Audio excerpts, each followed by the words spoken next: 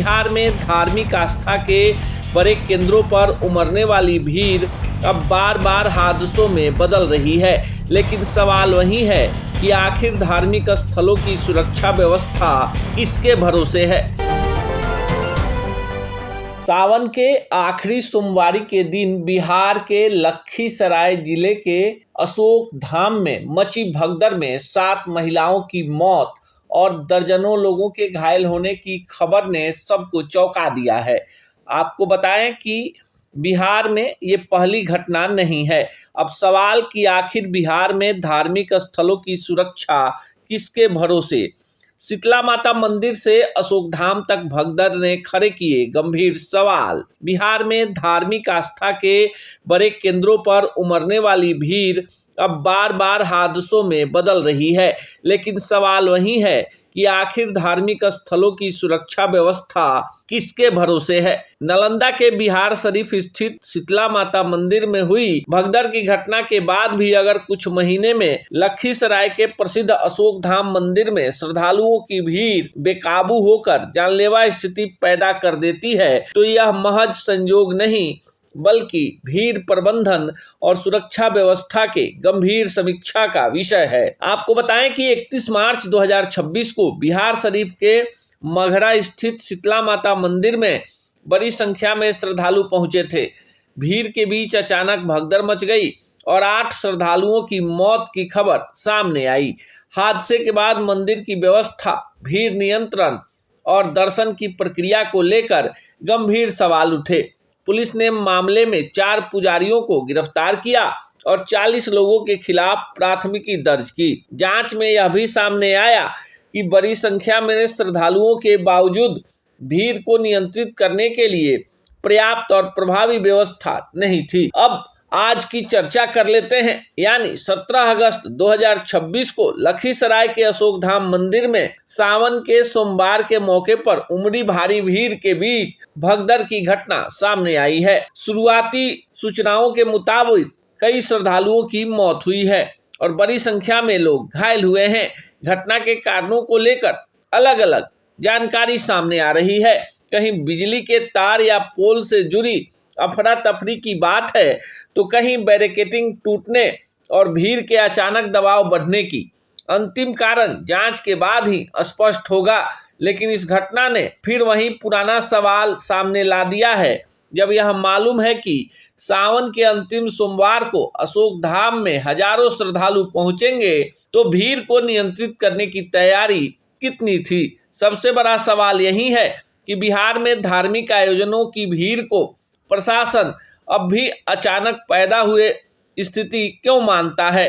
सावन का सोमवार अचानक नहीं आता। नवरात्र, शिवरात्रि, चैत्र पूजा और दूसरे बड़े धार्मिक आयोजन भी कैलेंडर में पहले से दर्ज होते हैं।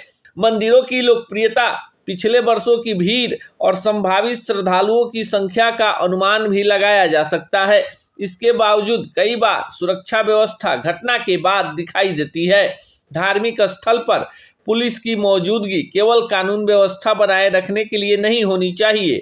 वहां भीड़ की दिशा तय करना, प्रवेश और निकास अलग अलग रखना, बैरिकेडिंग की मजबूत, आपातकालीन रास्ता खुला रखना, मेडिकल टीम और एम्बुलेंस की तैनाती, सीसीटीवी से निगरानी और किसी भी अफवाह या अचानक पैदा हुई स्थिति से निपटने की योजना पहले से तैयार होनी चाहिए। दूसरी तरफ मंदिर प्रबंधन की जवाबदेही भी तय होनी चाहिए। हजारों श्रद्धालुओं को आकर्षित करने वाले मंदिरों में सिर्फ पूजा और चढ़ावे की व्यवस्था पर्याप्त नहीं है।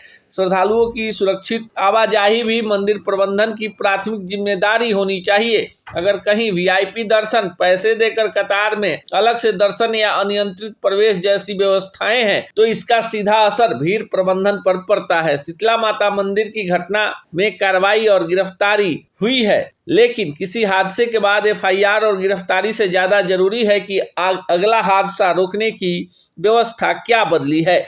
अगर अशोक धाम जैसी दूसरी घटना सामने आ जाती है, तो सरकार और प्रशासन को केवल घटना की जांच तक सीमित रहने के बजाय पूरे बिहार के प्रमुख धार्मिक स्थलों की सुरक्षा व्यवस्था का ऑडिट करना चाहिए।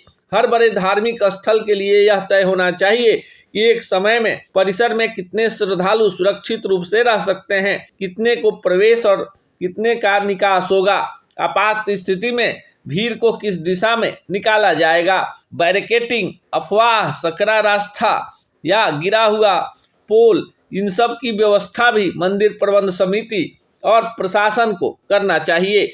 आस्था लोगों को मंदिर तक पहुंचाती है, लेकिन उन्हें सुरक्षित घर वापस भेजने की जिम्मेवारी प्रशासन, पुलिस और मंदिर प्रबंधन और आयोजन से जुड़े लोगों की होती है। शीतला माता मंदिर से अशोक धाम तक 2 घटनाएं इसी वर्ष बिहार की धार्मिक सुरक्षा व्यवस्था के सामने एक बड़ा आईना है।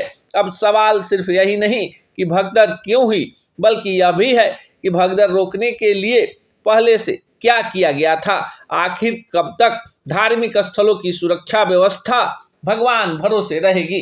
स्वराज पोस्ट के लिए अनूप नारायण सिंह की रिपोर्ट। गोल, जहां 28 वर्षों के सफर में 18,000 से भी अधिक छात्रों ने डॉक्टर एवं इंजीनियर बनकर सफलता की ऊंची उड़ान भरे है, जहां साधारण छात्र भी बिहार एवं झारखंड टॉपर बनकर बड़ा इतिहास बना रहे हैं।